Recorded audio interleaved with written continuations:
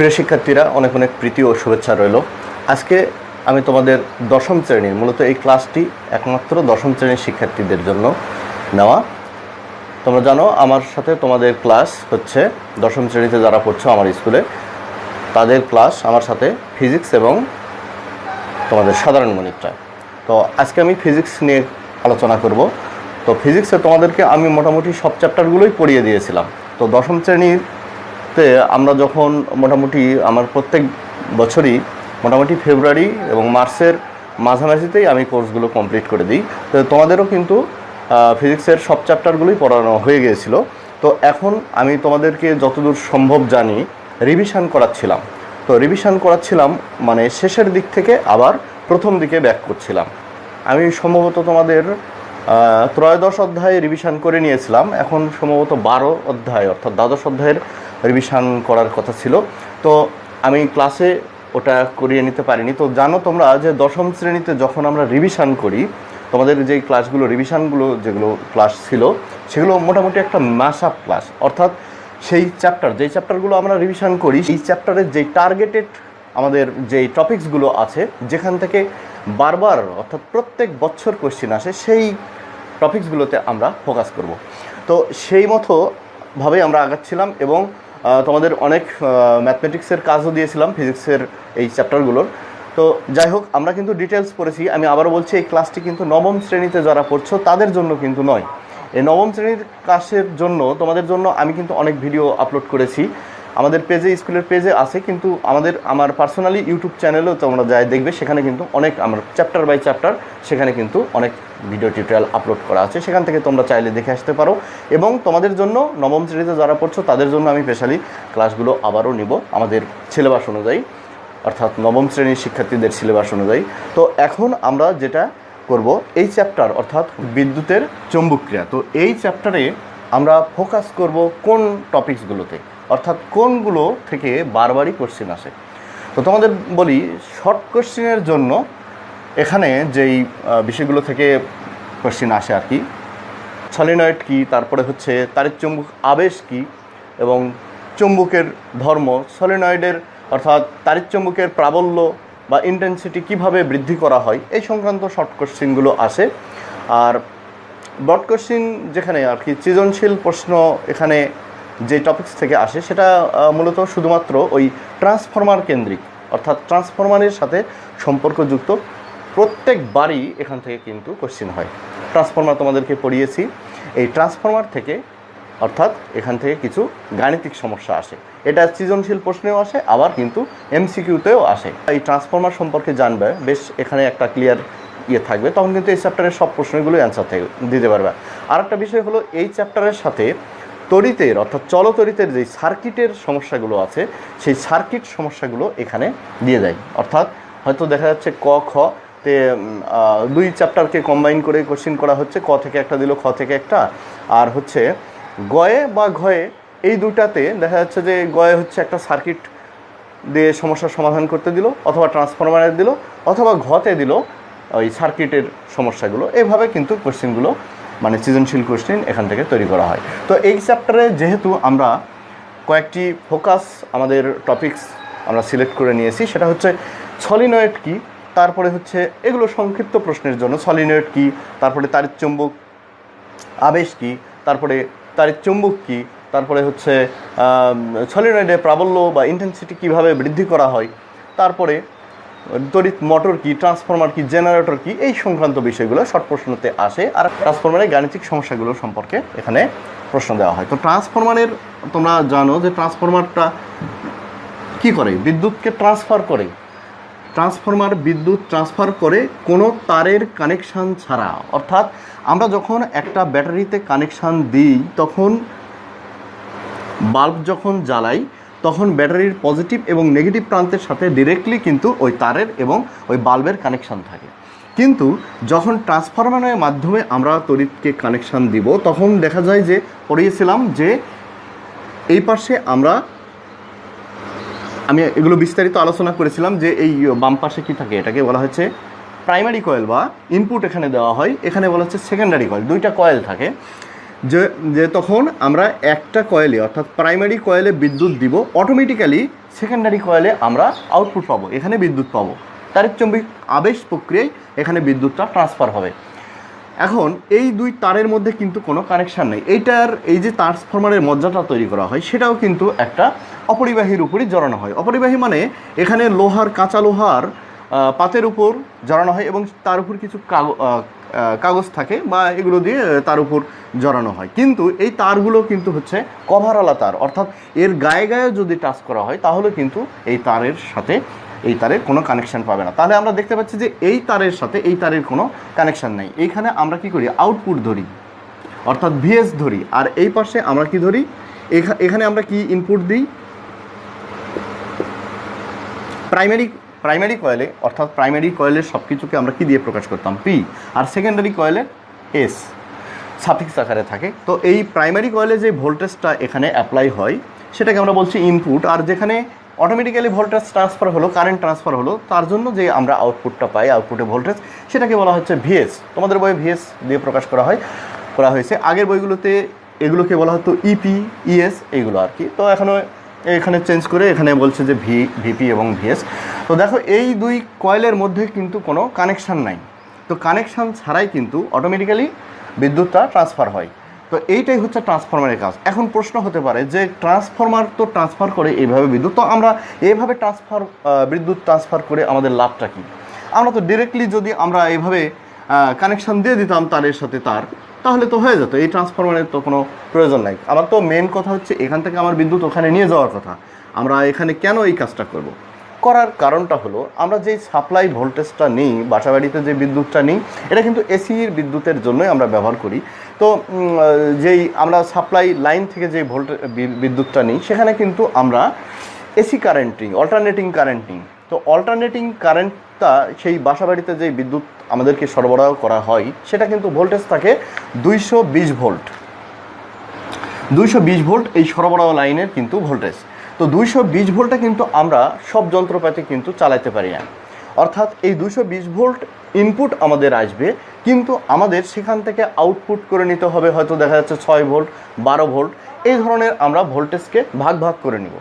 তো এখন কিছু কিছু যন্ত্রপাতি, যেমন আমাদের এই মোবাইলটা চার্জ করা হয় মোটামুটি 3.5 ভোল্ট, অর্থাৎ 3.7 ভোল্ট বা 6 ভোল্ট, এইভাবে কিন্তু আমরা চার্জ করি। তারপরে বাসাবাড়িতে যে টিভি আমরা ব্যবহার করি সেগুলো কিন্তু 12 ভোল্টে চলে।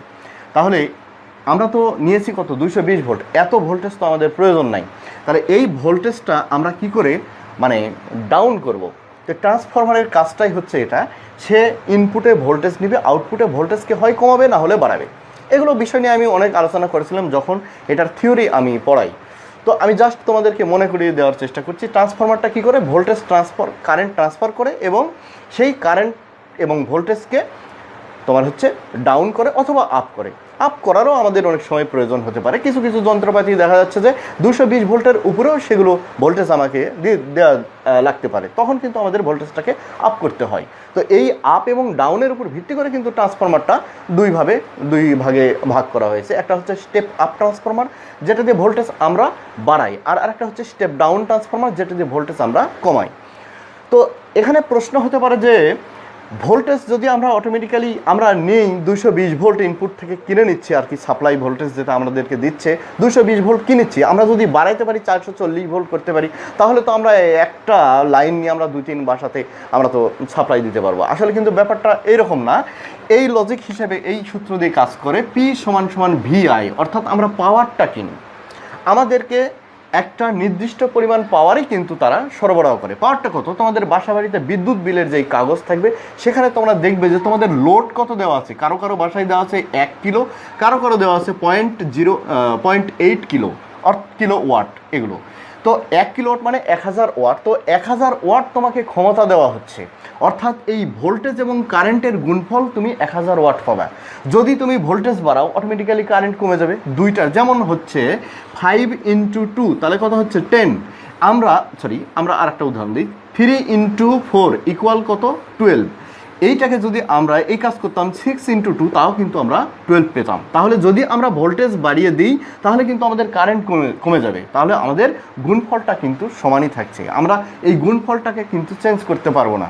তাহলে ভোল্টেজ এবং কারেন্ট এটা আমাদের ইচ্ছামতো যান্ত্রিক ব্যবস্থার মাধ্যমে, কৌশলের মাধ্যমে কিন্তু আমরা কমিয়ে বাড়িয়ে নিতে পারি, তবে আমাদের কিন্তু পাওয়ারটা একই থাকবে। অর্থাৎ পাওয়ারটা আমাদের কত থাকবে, 1000 বা হচ্ছে 800 ওয়াট, 1000 ওয়াট বা 1 কিলোওয়াট বা 0.8 কিলোওয়াট বা হচ্ছে এখানে 800 ওয়াট। তো এই পাওয়ারের মধ্যেই কিন্তু আমরা সব যন্ত্রপাতি আমাদের বাসাবাড়িতে চালাবো, বা আমাদের যত আমরা বাসাবাড়িতে যে এই বিদ্যুৎটা ব্যবহার করব, যত যন্ত্রপাতি চালানো না কেন, এই পাওয়ারের মধ্যেই কিন্তু আমাদেরকে সীমাবদ্ধ থাকতে হবে। কারণ এই পাওয়ার এক্সেস করলে কিন্তু আমরা দেখা যাচ্ছে যে আমরা আমাদের বাল্বে আলো পাবো না ঠিকমতো, ফ্যানটা আস্তে ঘুরবে বা অনেক যন্ত্রপাতি কাজ করবে না। তো যাই হোক, ট্রান্সফরমারের কাজই হচ্ছে পাওয়ারটাকে ঠিক রেখে ভোল্টেজ এবং কারেন্টটাকে আমরা কমানো বাড়ানো করতে পারি, যেটা অন্য কোনো যন্ত্রপাতি তড়িৎ কৌশল দিয়ে আমরা কিন্তু কাজ করতে পারি না, যার কারণেই কিন্তু ট্রান্সফরমার ব্যবহার করা। তো এই ট্রান্সফরমার রিলেটেড যেই প্রশ্নগুলো আসে সেই প্রশ্নগুলো সলভ করার জন্য এই ট্রান্সফরমারের নীতি তোমাদেরকে আমি শিখিয়েছি ক্লাসে। এগুলো আমি যখন থিওরি পড়িয়েছি তোমাদেরকে বিস্তারিত একটা চ্যাপ্টার আমি তোমাদেরকে 3 দিন ধরে পড়িয়েছি। তো বিস্তারিত পড়েছো তোমরা, অটোমেটিক্যালি এগুলো মনে চলে আসার কথা। এখন তোমরা একটু ফোকাস করো, মাথাটাকে একটু খাটাও, দেখো ওগুলো কথা মনে পড়ে যাবে। তো সেখানে আমি শিখিয়েছিলাম এরকম একটি সূত্র, VP/VS, আমার কলমটা লিখছে না আজকে, VP/VS equal NP/NS equal IS/IP। আমি বলেছিলাম যে এই শেষটা দেখো প্রত্যেকটার একটা মানে হচ্ছে একই রকম, VP/VS NP/NS, কিন্তু এইখানে যায় IS/IP। এটা কিন্তু ব্যস্তানুপাতিক, হ্যাঁ, একটা যে কোনো ট্রান্সফরমারের মুখ্য কুণ্ডলীর ভোল্টেজ তার প্রবাহের সমানুপাতিক, তার পাক সংখ্যার সমানুপাতিক, আবার আউটপুটের ভোল্টেজটাও তার পাক সংখ্যার সমানুপাতিক। যখন আমি এই থিওরিটা পড়াইছিলাম তখন তোমাদেরকে এরকমভাবে বলেছিলাম যে VP প্রপোর্শনাল NP আবার VS প্রপোর্শনাল NS, এই দুটাকে কম্বাইন করে কিন্তু VP/VS সমান NP/NS পেয়েছিলাম। আবার কারেন্টের ক্ষেত্রে পাক সংখ্যার ব্যস্তানুপাতিক ছিল, অর্থাৎ IPটা ছিল 1/NP এবং ISটা ছিল প্রপোর্শনাল 1/NS। অর্থাৎ এই পাক সংখ্যা যখন বাড়ানো হবে তখন প্রবাহটা মানে বিদ্যুৎটা যেতে বাধাপ্রাপ্ত হবে বেশি, তখন পাক সংখ্যা যখন বাড়াবো কারেন্টটা ততই কমে যাবে, পাক সংখ্যা যত বাড়াবো কারেন্টটা ততই আউটপুটে কম পাবো। তো যখন ভোল্টেজ আমরা বেশি পেতে চাই, অর্থাৎ ইনপুটের যে পাক সংখ্যা আছে তার চাইতে যদি আমরা পাক সংখ্যা অনেক বাড়িয়ে দিই তাহলে কিন্তু আমাদের আউটপুটের ভোল্টেজটা আমরা বেশি পাবো। সিম্পল হিসাব, মানে একটা লজিক চিন্তা করো যে এখানে যখন পাক সংখ্যা এখানে বাড়ানো হবে, কয়েলের প্যাঁচ যখন বাড়ানো হবে তখন কিন্তু এখানে তড়িৎ যেতে বাধাপ্রাপ্ত হবে, এবং বাধাপ্রাপ্ত হলেই কিন্তু সেখানে একটা বেশি ভোল্টেজ ড্রপ করবে, আর তখন বাধাপ্রাপ্ত হওয়া মানে কারেন্ট আসতে যাবে, তাহলে কারেন্ট কমে যাবে, ভোল্টেজ বাড়বে। এটাই এই লজিকেই কাজ করে। তো যাই হোক, আমি ওই ডিটেলসে যাচ্ছি না, আমি তোমাদেরকে এগুলো পড়িয়েছি, মনে করার চেষ্টা করো। তো আমরা এই সূত্রটা ব্যবহার করে আমরা এখন এই ট্রান্সফরমার রিলেটেড যত প্রশ্ন আছে সেইগুলো সমাধান করার চেষ্টা করব। তো আমি দুইটি প্রশ্ন আমি তোমাদেরকে নমুনা হিসেবে করে দেওয়ার চেষ্টা করছি, তোমরা এইগুলোকে ব্যবহার করে জাস্ট সব প্রশ্নগুলি তোমরা এভাবেই সমাধান করতে পারবে। এই গুলো দেখে তোমরা চেষ্টা করো বাড়িতে। আর এই শর্ট প্রশ্নগুলো, এই চ্যাপ্টারে যে শর্ট প্রশ্নগুলো পড়ার কথা আমি বললাম সেগুলো পড়বা। আর এই রিলেটেড যেই ট্রান্সফরমার রিলেটেড যত প্রশ্ন আছে বিগত সালে আসছে, বা তোমাদের আগের ভাইয়াদের কাছে বা তোমাদের আপুদের কাছে যারা পরীক্ষা দিয়েছে তাদের কাছ থেকে যদি তোমরা পুরাতন টেস্ট পেপারটা নিতে পারো তাহলে তোমাদের জন্য খুবই ভালো হবে। সেখানে দেখবে অনেক এক্সারসাইজ এই ধরনের পাবে, এই প্রশ্ন ট্রান্সফরমার রিলেটেড প্রশ্ন, সেখান থেকে তোমরা এগুলো একটু প্র্যাকটিস করতে পারো। তো আমি দেখাচ্ছি, দেখো দু একটি প্রশ্ন আমি আলোচনা করার চেষ্টা করছি। এখানে একটি প্রশ্ন আমি দিয়েছি, দেখো একটি ট্রান্সফরমারের মুখ্য ও গৌণ কুণ্ডলীর পাক সংখ্যা যথাক্রমে 150 ও 100। মুখ্য কুণ্ডলীর প্রবাহ 2 অ্যাম্পিয়ার হলে গৌণ কুণ্ডলীর প্রবাহ কত? তো এখানে আমাদের কি আছে, এখানে মুখ্য কুণ্ডলীর পাক সংখ্যা, মুখ্য কুণ্ডলীর পাক সংখ্যা আছে 150, গৌণ কুণ্ডলীর পাক সংখ্যা আছে 100, মুখ্য কুণ্ডলীর প্রবাহ, এগুলোকে আমি ইন্ডিকেট করে দিই। পাক সংখ্যা এখানে এনপি, এটা হচ্ছে এনএস, এটা হচ্ছে আইপি ইকুয়াল টু অ্যাম্পিয়ার। গৌণ কুণ্ডলীর প্রবাহ আইএস ইকুয়াল হোয়াট? তো আমরা সূত্র জানি কি? আমরা জানি আমাদের তিনটা লাগবে না, কিন্তু আমাদের সূত্রটা ছিল এরকম, VP by VS equal NP by NS equal IS by IP. তো আমাদের তুলনা করা আছে কার সাথে? পাক সংখ্যার সাথে। তো পাক সংখ্যার সাথে আমাদের প্রবাহের সম্পর্কটা নিতে হবে। তো আমরা ওখান থেকে যদি নিই, কারণ আমরা এই পাক সংখ্যার সাথে তুলনা করে প্রবাহটা বের করতে চাচ্ছি, তো আমাদের ভোল্টেজের এখানে কোনো দরকার নাই। তাহলে আমরা জানি NP by NS equal IS by IP, বা আমরা বের করব এটা আইএস। তো আইএস ইন্টু এনএস আমরা আড়াআড়ি গুণ করে নিই, এনপি ইন্টু আইপি, বা IS equal NP into IP divided by NS. তো এখন যদি আমরা মানটা বসিয়ে দিই,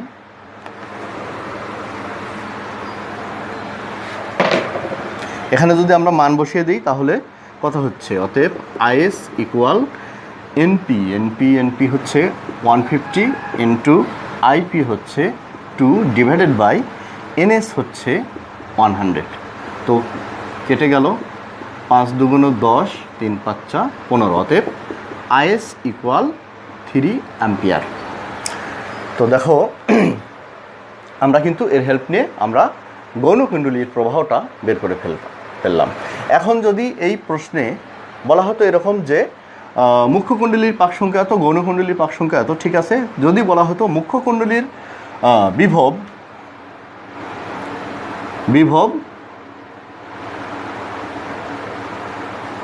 সাপোজ 220 ভোল্ট, গৌণ কুণ্ডলীর বিভব ভিএস ইকুয়াল হোয়াট, তাহলে আমরা কি করতাম? এখানে জাস্ট সূত্রটাকে চেঞ্জ করে নিয়ে আমরা লিখতাম এনপি, এটা ঠিক আছে, কিন্তু এখানে আমরা লিখতাম ভিপি বাই ভিএস। তো এখান থেকে ক্যালকুলেশন করে আমরা এটা বের করে নিতে পারি। তাহলে আমাদের প্রশ্নটা কি হতো? একটি ট্রান্সফরমারের মুখ্য কুণ্ডলীর পাক সংখ্যা ও গৌণ কুণ্ডলীর পাক সংখ্যা যথাক্রমে 150 ও 100। মুখ্য কুণ্ডলীর বিভব যদি 220 ভোল্ট হয়, তাহলে গৌণ কুণ্ডলী অর্থাৎ আউটপুটে আমরা কত বিভব পাবো? তাহলে সেক্ষেত্রে ভিএসের মানটা আমরা বের করব। তো আমরা একটা কাজ করি, আড়াআড়ি এভাবে আমরা করি, ভিএসটাকে উপরে তুলে দিলাম আমরা যেটা বের করতে চাচ্ছি, আর ভিপি ওই জায়গাতেই থাকলো, এনপিটাকে নিচে নামিয়ে দিলাম একবারে। এগুলো করার টিক্স তোমরা জানো। এখানে আসবে এনএস, দেখো একটা লাইন আমাদের সেভ হয়ে গেল। তাহলে কি করলাম? আমরা এই যে ভিএসের মানটা বের করতে চাচ্ছি, তো ভিএসটাকে বামে রাখলাম, তার জায়গায় আমরা এনপিটাকে নামিয়ে দিলাম আর এইটাকে উপরে তুলে দিলাম। দেওয়ার পর আমরা এবার যদি ক্যালকুলেশন করি, তাহলে কি হয়? ভিএস ইকুয়াল ভিপির মানটা আমাদের আছে এখানে 220 ভোল্ট এবং এনএসের মানটা আছে আমাদের 100 ডিভাইডেড বাই এনপির মানটা আছে আমাদের 150। তো 0 0 কাটা, 3 5 15, আর এখানে 5 দুগুণ 10, আর এইটা কাটলে হচ্ছে 3 7 21, 1 আর হচ্ছে এখানে 10 হচ্ছে, তাহলে 3 3 9, 0.3 এরকম 33। তো এটাকে যদি আমরা গুণ করি তাহলে কত পাচ্ছি? 6 6 6 7 দুগুণ 14, 146 দশমিক এত ভোল্ট। তাহলে আমাদের যেহেতু গৌণ কুণ্ডলীর পাক সংখ্যাটা কম, সেহেতু আমরা আউটপুটে ভোল্টেজটাও কম পাচ্ছি। তো এটা আমাদের অ্যান্সার। তো এইভাবে তোমরা এই রিলেটেড যত প্রশ্ন আছে তোমরা একটু রিভিশন করো। এভাবে তোমরা এই চ্যাপ্টারের সব প্রশ্নগুলো একবারে সাজিয়ে গুজিয়ে পড়া শুরু করে দাও। এগুলো বাসায় প্র্যাকটিস করবে, তাহলে আমি মনে করি যে এখান থেকে যে প্রশ্নগুলোই আসুক না কেন তোমাদের কামিং পরীক্ষাতে, তাহলে তোমরা সব প্রশ্নেরই অ্যান্সার দিতে পারবে। তো ঠিক আছে শিক্ষার্থী বন্ধুরা, আবারও দেখা হবে পরবর্তী ক্লাসে। সবার সুস্বাস্থ্য ও মঙ্গল কামনা করে আজকের মতো এখানেই শেষ করছি। ধন্যবাদ সবাইকে।